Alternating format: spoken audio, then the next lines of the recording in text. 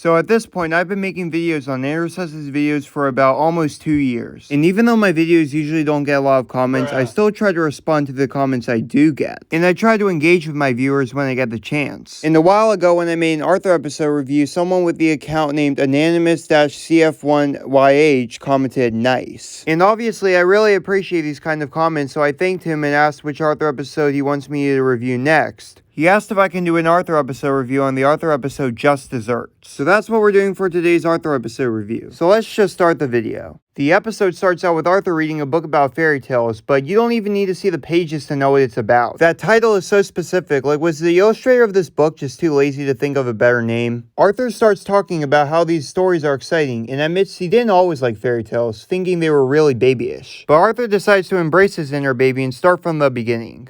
Once upon a time, there was a boy named Arthur, whose dad was an amazing cook. Arthur, I think someone's been secretly documenting your life and writing it down. Seriously, we all know your dad is an amazing cook. Anyways, after the title card, Arthur's dad is seen making a really big cake. See, I told you Mr. Reed is a good cook. Arthur wants some of the cake, but apparently it's for a wedding that Arthur's parents are catering at. Mr. Reed tells Arthur that Grandma Thora will make cookies for dessert, which every kid would love, except for Arthur. Because Grandma Thora is such a bad cook, Arthur would end up losing another tooth. Arthur's cravings are so bad that he ends up hallucinating during class. And on the walk home, Arthur is literally becoming a panhandler. But I thought it was a piece of cake. You've got cake? Can I have some?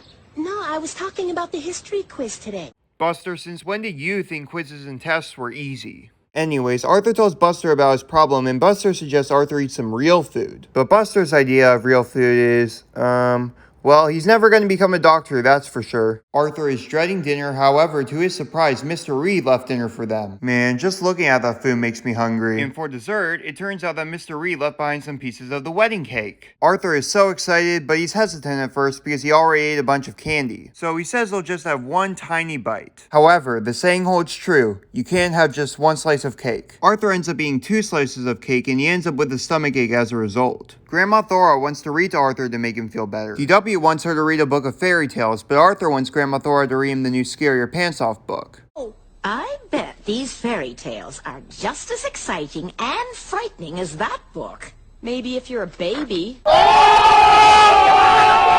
But Grandma Thora ignores Arthur and she starts reading the fairy tales anyway. She starts to read the story of Hansel and Gretel, and Arthur ends up in a fantasy where he's stuck in a forest with DW. What a nightmare. DW is using a loaf of bread to mark a trail so they can get back home. But some animal has been eating the crumbs and now we're lost. Never again. Seriously, this is the only rare time Arthur and DW would hug each other. But anyways, it turns out the animal eating the crumbs is none other than the bunny burglar Buster Baxter. Arthur and DW decide to walk deeper into the forest. But let's see how that turns out. Hey, stop hugging each other like that. It's weird. Now we're even more lost. We'll probably be eaten by blood-sucking beavers. Okay, DW, if it were just you being eaten, I don't think it would be that bad. But Arthur, he has this whole TV series. We can't lose him. But then Arthur and DW end up finding a house made of candy. But inside the house is Mr. Ratburn, but he's a witch, and he brings them to a sugar mall. And it appears that the sugar mall is basically a chocolate factory. But it turns out that Mr. Ratburn is just as evil in the fairy tales as he is in real life. He then proceeds to lock Arthur and DW in a candy cane jail cell. And he has an evil plan to put Arthur and DW in the oven. Maybe Mr. Ratburn really is as bad as we thought he was from the beginning. Anyways, DW suggests licking their way out of the jail cell, but then the Tibble terrorists come in and they shove Mr. Ratburn into the oven. Wow, so the Tibbles actually ended up saving the day for once. Maybe they're not as bad as we think. The Tibbles grab the keys to let DW and Arthur out of the jail cell, but it turns out the Tibbles have several other brothers with them. And these are my brothers. Whiny, grouchy, angry, noisy, creepy, and stinky.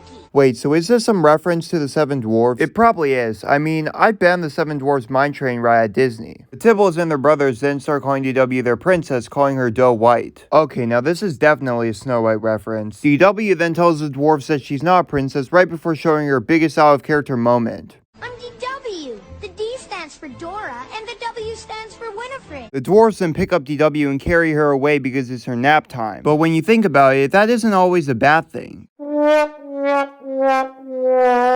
Arthur leaves the building to get help, like he should have done years ago, only to get laughed at by Binky. Nice pants, Arthur. Where's the flood? For real. Arthur then finds a red cape, which leads to even more teasing. Binky, at this point you're just an insecure hippo. Arthur then walks to a random person's house.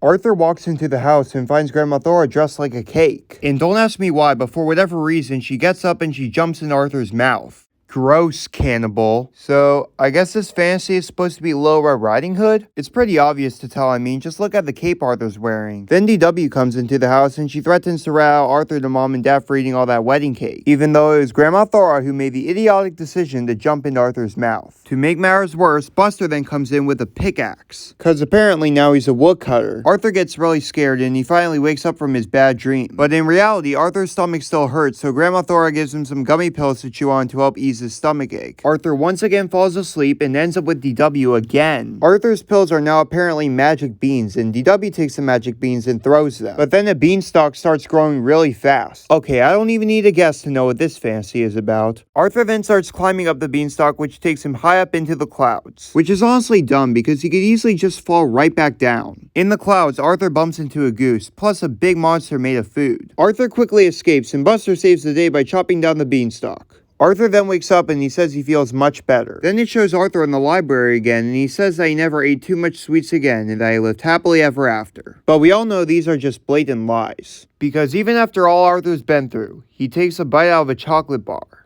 That just proves he's never going to learn his lesson, and that we should probably just stop watching Arthur as a whole, because what's the point in watching it if Arthur's just going to revert back to his old ways? But of course, I need to keep watching it in order to keep making Arthur episode reviews for you guys. My channel is so close to reaching 2,000 subscribers, so I'm just going to keep on going, because I like making these videos, and I hope you guys like watching them too. But anyways, that's the end of the episode, but I have to say, it was honestly kind of hard reviewing this episode. There were all these different fairy tales and weird scenes, and it was overall kind of a weird episode. But even though this was kind of a weird episode, it was still good at the same time. And I already knew all these fairy tales that were shown in the episode, it's just that it had been a while since I'd seen them. Thanks for watching, everyone!